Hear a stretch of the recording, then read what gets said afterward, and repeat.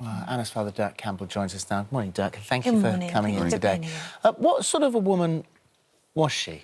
Oh, she was an amazing woman, as you can see from that clip. She was full of life, full of kind of a sense of the importance of what she could contribute to life. Single-minded? Yeah, very much, yeah. Very, very resolute, whatever she decided to do. Yeah. And it was her late mother who introduced her to activism, really, and she used to take Anna, even from a very young age, to protests and demonstration. It really sort of fired up this spark in her from a very young age. Yeah, Adrienne, God bless her soul, it was mainly about environmental issues. And that's what I'm still primarily concerned about, but also very much political issues. Yeah. And trying to create a better world, you know, in whatever way one can. Yeah. And so had Anna expressed an interest or discussed with you, and I know that you're a very politically aware family, but discussed her views on Syria, what was happening there, her wanting to get involved?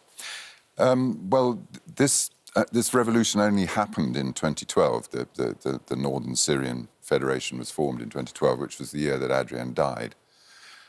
So it wasn't until after her death that Anna and I started to become aware of what was going on in northern Syria, this incredibly utopian, idealist formation of a socio-political model that they were putting into effect there.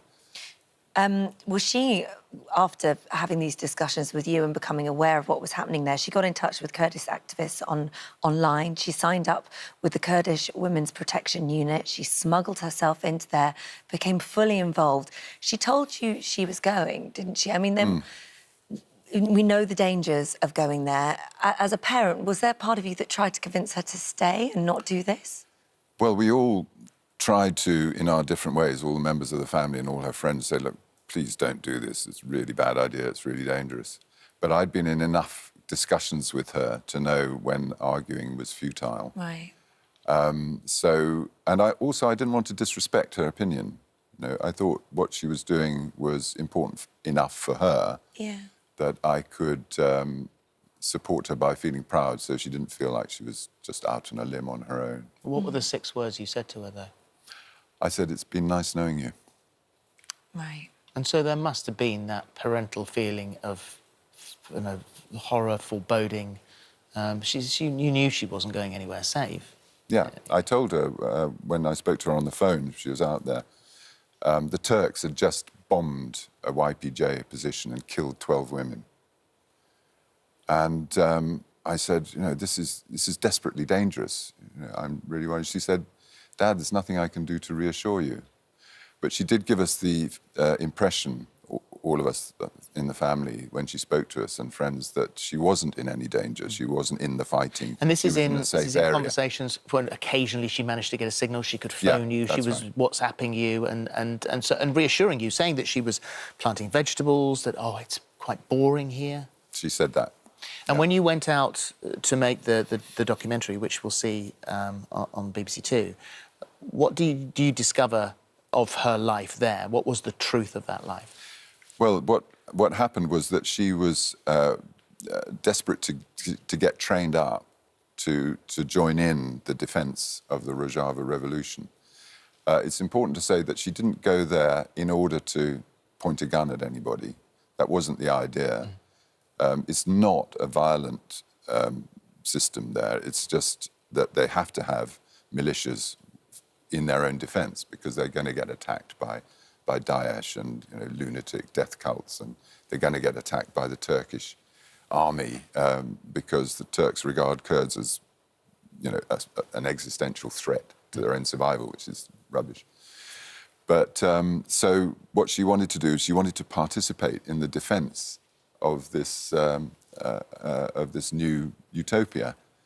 And she was desperate to get involved in that. And she went to Deir ez-Zor as soon as she had basic training. That's where there was fighting against Daesh. That's ISIS. You know, I call them Daesh because they don't like being called Daesh. That, yeah. Yeah. But that's what they're called locally. And she wanted desperately to go to Afrin, which was where the Turkish army was invading. And they wouldn't let her. evacuate civilians from that besieged city of Afrin. She was struck by a Kurdish missile, and that's Turkish. Turkish missile, and that's when she lost her life. How did you find out? When did you know? A few days later, I was visited by a member of the Kurdish support network in Britain, and And that's lady when called you Jo, told and she told me. At what point did you find out about the diary? Not till I got there the second time we went, which was early this year. They told me, they gave me all her possessions, which was just some clothes in a plastic bag, and that was it. But they said, we've got this diary. And I said, well, you've got to give it to me. It's my property. And they were reluctant because they said that there's confidential information in there. But I said, no, it's not acceptable for me not to have it. And it gave you a real insight to her life. All that stuff that she was holding back from you on the phone, everything's in there. And she even talks about facing death, doesn't she? It's a day-to-day transcript almost of her feelings. It's such tiny writing. It's like fairy writing. It's like, you need a microscope. Can we turn that round just a little bit so that I don't... just so we can see that she really was making the absolute most of the space there, wasn't she? Yeah. Good and gracious. sort of drawings of things and little bits of stuff. How does it end? What's the last entry? The last entry breaks off in mid-sentence. The mum thought we were from Jazeera. She said our language is quite different, so it can be quite hard to understand each other. They're talking Kurmanji Kurdish, which Anna learned to speak. I said, yes, but in the end we can speak together, even with what I'm pretty sure. That's where it ends. Yeah. My goodness, you must be hugely proud of her. The loss of her as a mature woman, a wise, experienced woman that I could have conversations with about her experience, but obviously pride. I am proud of her. I think she was an exceptional person, extraordinary person, and she packed more into her life than most people do. Yeah. Do you think you'll ever come to terms with what's happened? One doesn't really ever come to terms with a thing like that. So, I mean, there's guilt as well. I should have done more. Could you have done more? Would she have ever listened? As you said before, she was single-minded. Well, I did try to remonstrate with her a bit, but she wouldn't take no for an answer. She was that kind of tough. Yeah. Well, the story is reflected in the documentary, which you'll see. It's called The Woman Who Went to Fight ISIS. It's tomorrow on BBC Two at 9:30. Dirk, thank you very much indeed. I'm sorry you're here under these circumstances, but thank you very much indeed. Thank you. Thank you for having me.